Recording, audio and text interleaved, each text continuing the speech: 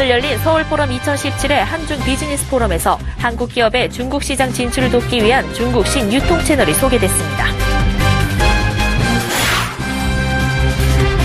새 정부의 공적 임대주택 85만 가구 공급 소식에 부동산 업계가 임대주택 관리 업무로 사업 영역을 확대하고 나섰습니다. 새 정부가 비정규직 제로를 정책 기조로 내세우면서 은행권들도 비정규직 줄이기에 나서고 있습니다. 기아차 고성능 스포츠 세단 스팅어가 오늘 공개됐습니다. 스팅어는 영업 8일 만에 2,000대가 사전 계약됐습니다.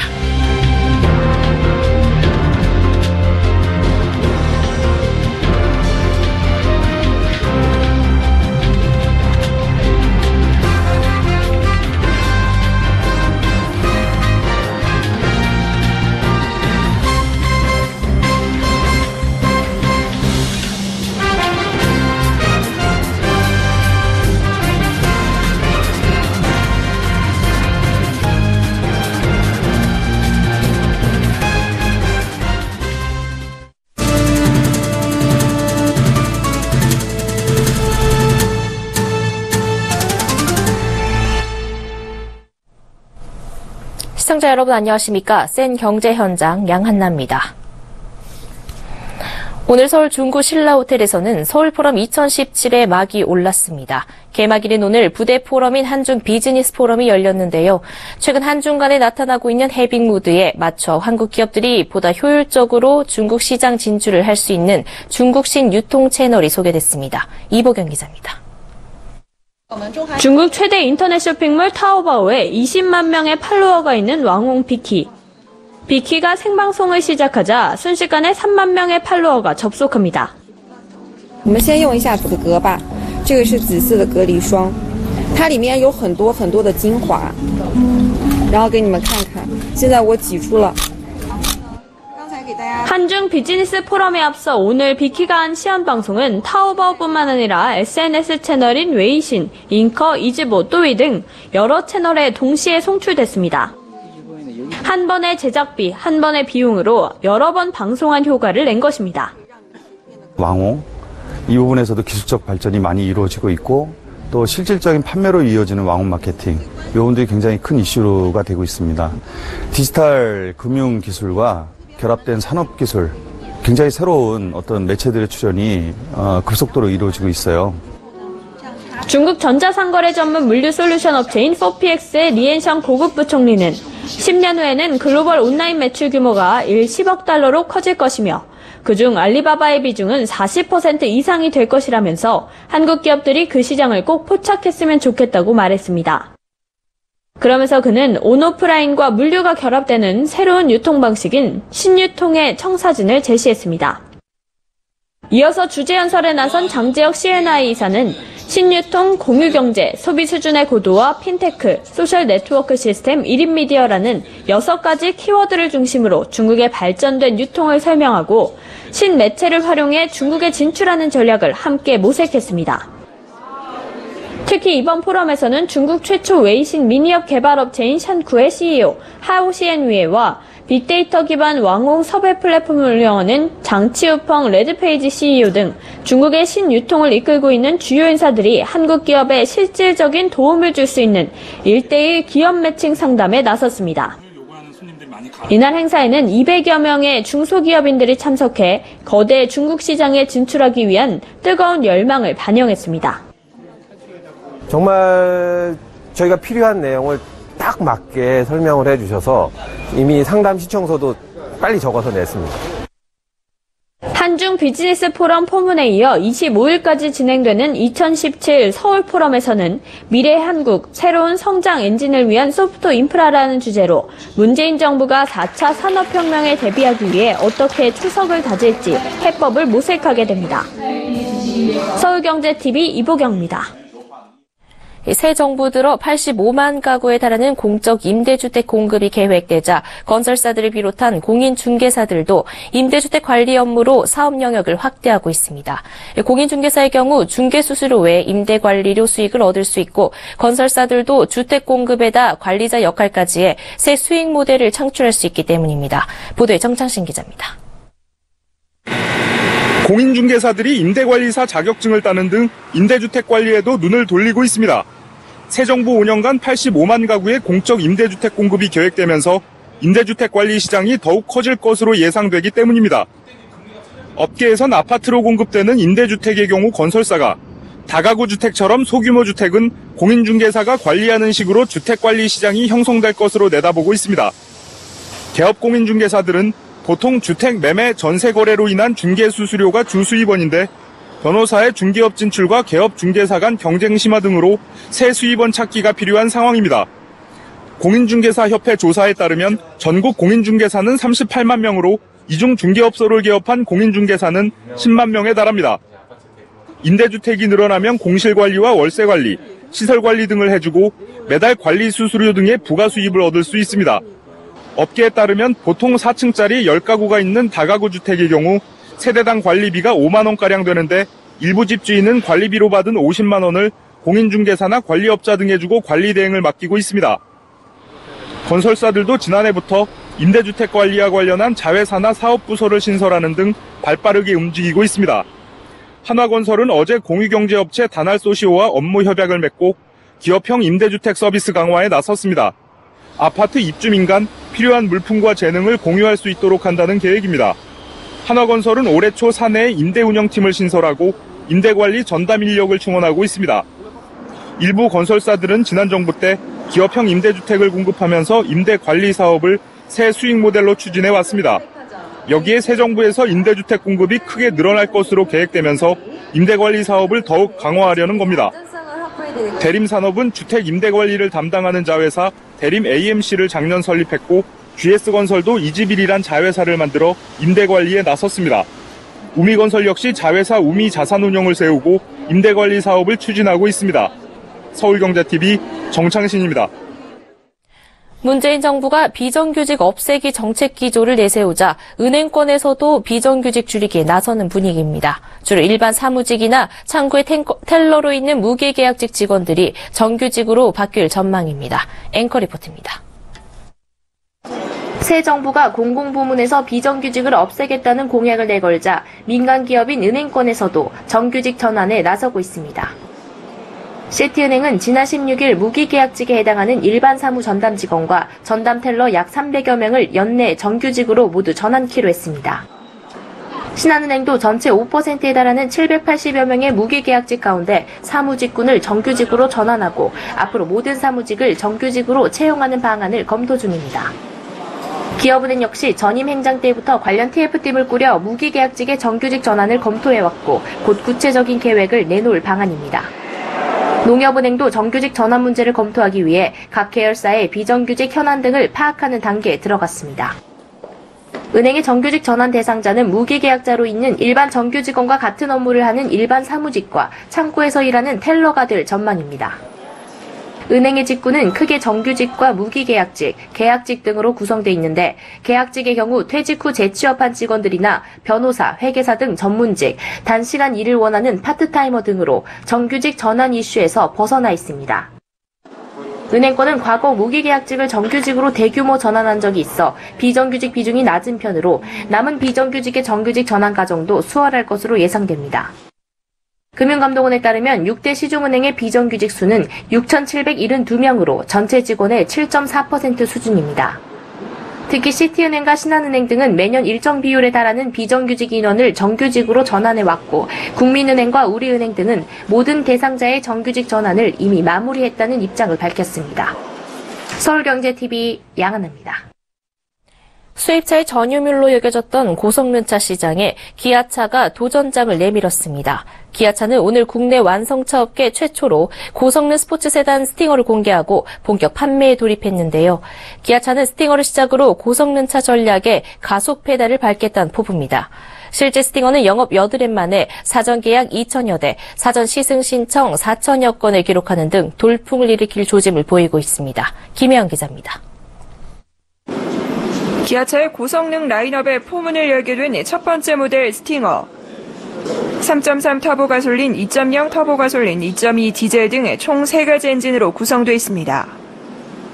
스팅어는 역동적인 디자인과 탁월한 주행 성능을 겸비한 구륜구동 기반의 프리미엄 퍼포먼스 세단을 컨셉으로 개발되었습니다. 이제껏 보지 못했던 혁신적인 디자인과 주행 성능으로 고성능 프리미엄 세단이 새로운 패러다임을 열게 될 스팅어의 제로백은 4.9초. 국산 차량 가운데 가장 빠른 차라는 수식어를 자랑합니다. 스팅어는 고속주행에서 안정적인 주행 성능을 자랑하는 후륜구동 방식이 적용됐습니다. 폭발적인 가속력에 걸맞은 제동 성능도 특징입니다. 페라리 등 슈퍼카에 적용되는 브렘보사의 고성능 브레이크 시스템이 탑재돼 눈길을 끕니다. 고성능 차지만 실내 공간도 넉넉합니다. 실내 공간을 좌우하는 앞바퀴와 뒷바퀴 사이의 거리가 2,905mm로 준대형 세단인 K7보다 50mm가량 깁니다. 야심차게 내놓은 만큼 포부도 상당합니다. 지난 11일 사전 계약을 시작한 후 단 8영업일 만에 2,000대가 계약이 됐습니다. 올해는 약 8,000대 이상 판매를 목표로 하고 있습니다. 향후에는 매월 1,000대 이상씩 판매 목표로 운영할 계획입니다. 스팅어의 가격은 3,500만 원에서 4,880만 원입니다. 기아차가 야심차게 내놓은 비밀병기 스팅어가 BMW, 아우디 등 수입차가 주도하던 고성능차 시장의 판도를 뒤흔들 수 있을지 주목됩니다. 서울경제TV 김혜영입니다.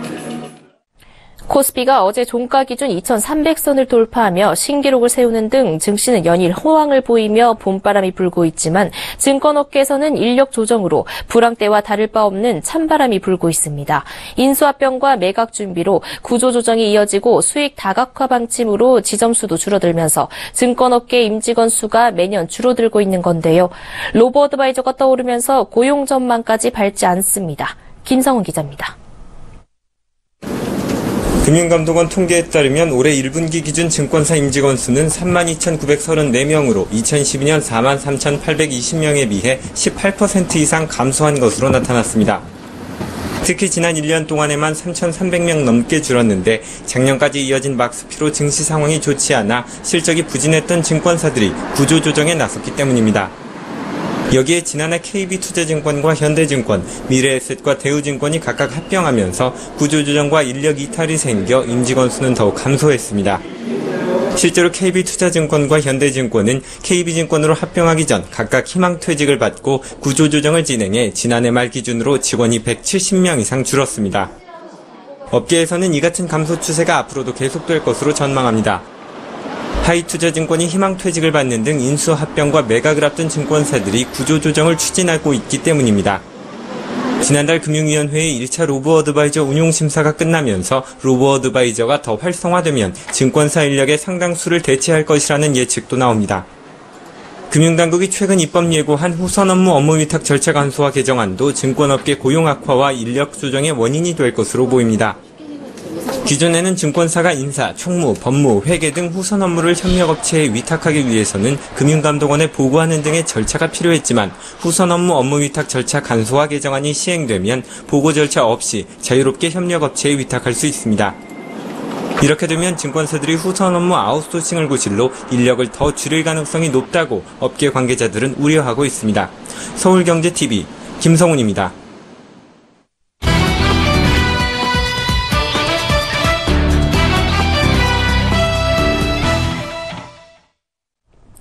그간 저금리와 불경기로 재테크에 목말랐던 투자자들 사이에서 비과세 해외 주식 전용 펀드가 큰 인기를 끌고 있습니다. 최근 미국을 중심으로 글로벌 경기가 살아나기 시작하면서 두 자릿수 수익률을 기록하는 펀드들이 속출하고 있는 데다 은근 수익률을 깎아먹는 세금을 안 내도 되는 장점 때문인데요. 비과세 해외 주식형 펀드는 올해 연말까지만 판매된 탓에 최근 온 가족이 가입하는 등 막 착타기 열풍이 불고 있습니다. 정홍규 기자 나와 있습니다. 안녕하세요. 네, 안녕하십니까? 네. 지난해 2월에 정부가 한정판으로 내놓은 이 비과세 해외 주식 투자 전용 펀드가 올해 혜택 종료를 앞두고 큰 인기를 끌고 있다고요? 네, 비과세 해외 주식형 펀드에 대한 투자자들의 관심이 끊이지 않으면서 현재는 36만 자를 훌쩍 넘어선 것으로 관측되고 있는데요. 한국금융투자협회에 따르면 지난달 말 기준 비과세 해외 주식형 펀드의 계좌 수는 35만 974개였습니다. 판매 잔액은 1조 3,600억 원에 달했는데요. 주목할 점은 출시 초반 반짝 인기를 끌다가 외면받고 있는 개인종합자산관리계좌 ISA와 달리 1년 넘게 꾸준히 자금을 끌어모으고 있다는 겁니다. 올해 들어 월간 판매 금액을 보면 지난 1월 805억 원, 2월에는 약 890억 원, 3월에는 1,140억 원을 기록하며 지속적인 증가세를 보이고 있습니다. 네, 비과세 혜택을 준다는 면에서는 ISA도 비슷한 측면이 있는데 이 비과세 해외 펀드가 더 인기를 끈다는 건 수익률이 괜찮은가 보죠? 네, 비과세 해외 주식형 펀드는 최근 PB들이 추천하는 대표 상품 중 하나로 꼽히는데요. 실제 수익률을 살펴보면 놀라운 수준입니다. 지금 보여드리는 표는 수익률이 아닌 설정액 기준, 그러니까 가장 많이 팔리고 있는 인기 있는 순으로 펀드를 나열한 것인데요. 10위권 안에 지난 1년간 수익률이 40%를 넘는 상품도 3개나 포진되어 있습니다. 대부분 수익률이 두 자릿수인데다가 낮은 것들도 10%에 근접한 수익률을 기록 중인데요. 이들 10위권 펀드들은 전체 판매액의 절반가량을 차지하고 있습니다. 비과세 해외 펀드 가입자 상당수가 두 자릿수 수익률을 보고 있다는 얘기입니다. 네, 지금 같은 저금리 상황에서 이 두 자릿수 수익률의 비과세 혜택까지 있으니 관심이 갈 수밖에 없겠는데요. 이 3천만 원의 한도의 비과세 혜택이 올해 종료된다는데 당장 이만큼의 돈이 없으면 활용할 수 없는 건가요? 네, 올해 말까지 무조건 3천만 원의 돈을 모두 넣어둘 필요는 없습니다. 일단 올해 안에 계좌만 더 넣으면 그 시점부터 10년간 비과세 혜택이 유지되는데요. 여기서 10년의 의무 가입 기간은 아니고 이 기간 안에만 팔면 혜택을 주겠다는 겁니다. 당장 돈이 없다면 소액으로 먼저 가입한 뒤에 나중에 3천만 원 한도 내에서 언제든 추가 납입할 수 있는 건데요.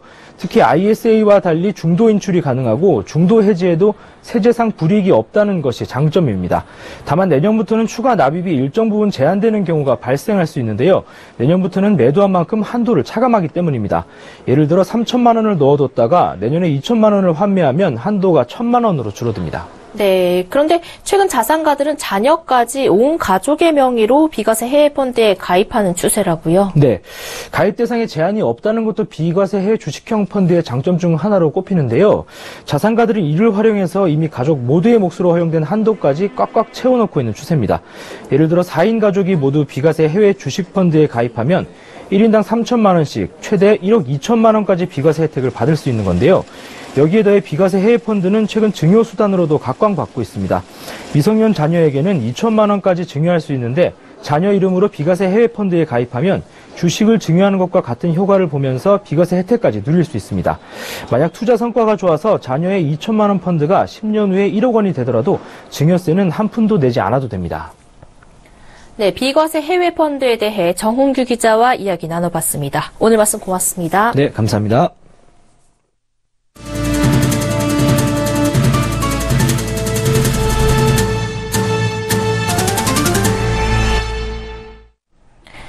뇌물수수 등 국정농단 연루 혐의로 구속 기소된 박근혜 전 대통령이 첫 공식 재판에서 혐의를 전면 부인했습니다. 서울중앙지방법원은 오늘 오전 10시부터 417호 대법정에서 뇌물수수와 직권남용 등 혐의를 받는 박 전 대통령과 공범 최순실 씨, 롯데그룹 신동빈 회장의 재판을 시작했습니다.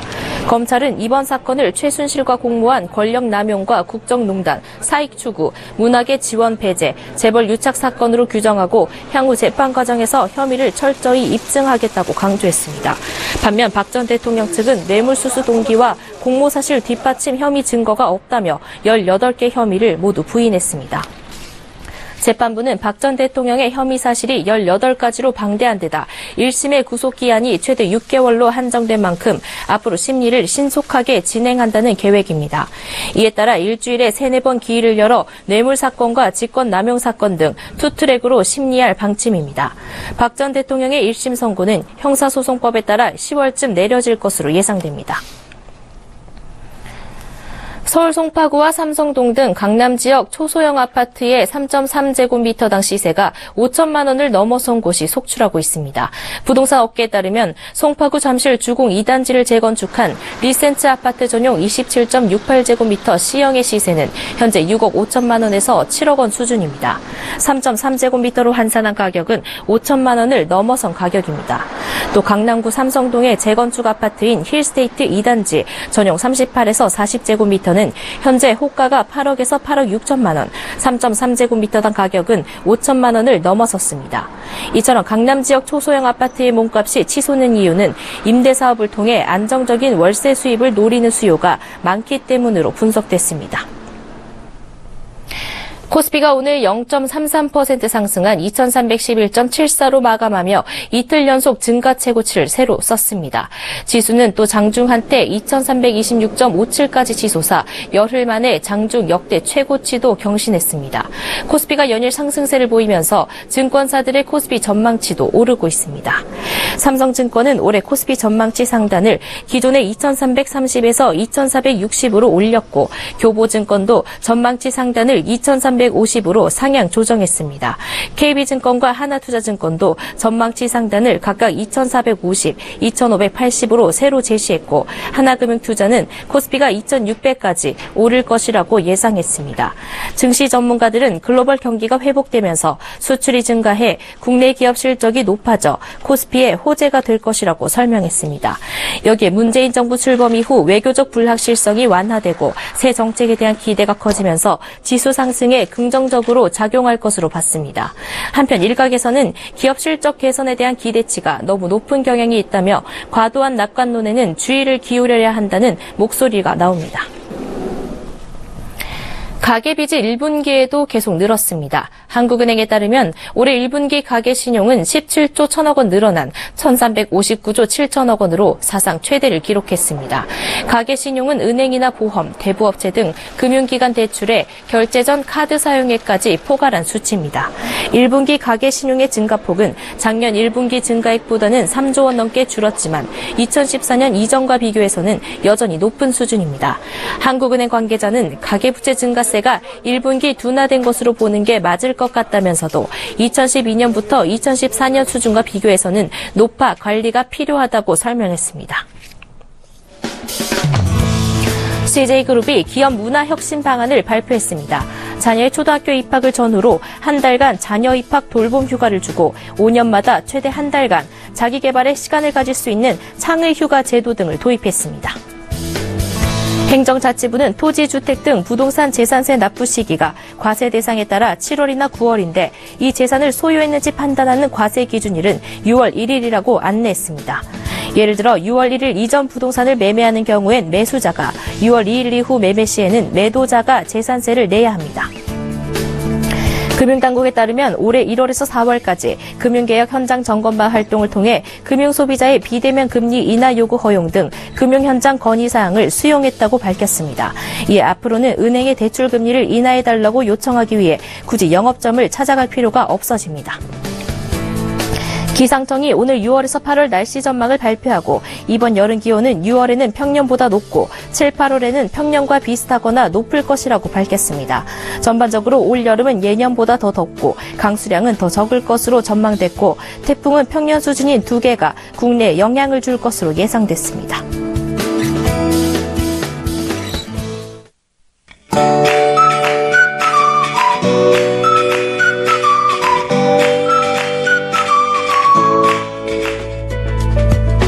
안녕하세요. K웨더 라이프스타일 예보 윤지향입니다. 오늘 전국이 대체로 흐린 가운데 낮더위도 다소 주춤했는데요. 퇴근길에는 우산이 필요한 곳도 많겠습니다. 북서쪽에서 비구름대가 다가오면서 경기 북부 일부 지역에 비가 내리기 시작했고요. 오늘 저녁부터 밤사이 비가 점차 확대돼 자정 이후에는 영남 지방을 포함한 전국에 비가 오겠습니다. 이때 대기 상하층 간의 큰 기온차로 인해 대기가 불안정해지겠는데요. 때문에 천둥 번개가 치고 돌풍이 부는 곳도 있겠습니다. 비의 양은 5에서 20mm로 예상되고요. 비는 내일 새벽부터 오전 사이 대부분 그치겠습니다. 미세먼지 걱정은 내려놓으셔도 되겠습니다. 대기 흐름이 원활한 가운데 비로 인한 세정 효과가 더해지면서 보통 수준을 유지하겠습니다. 내일은 기압골의 영향을 받다가 점차 벗어나겠고요. 중국 중부지방에 위치한 고기압의 영향을 받겠습니다. 자세한 지역별 날씨는 나절 예보로 알아보겠습니다.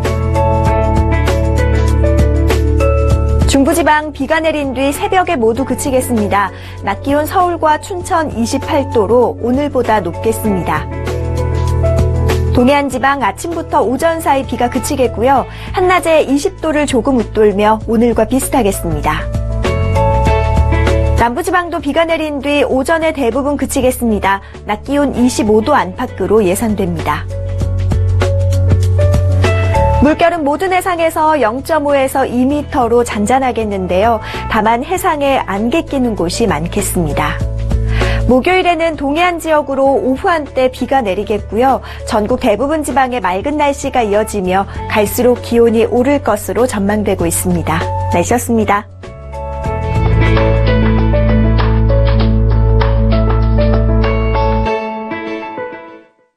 센 경제 현장 여기까지입니다. 시청해주신 여러분 고맙습니다.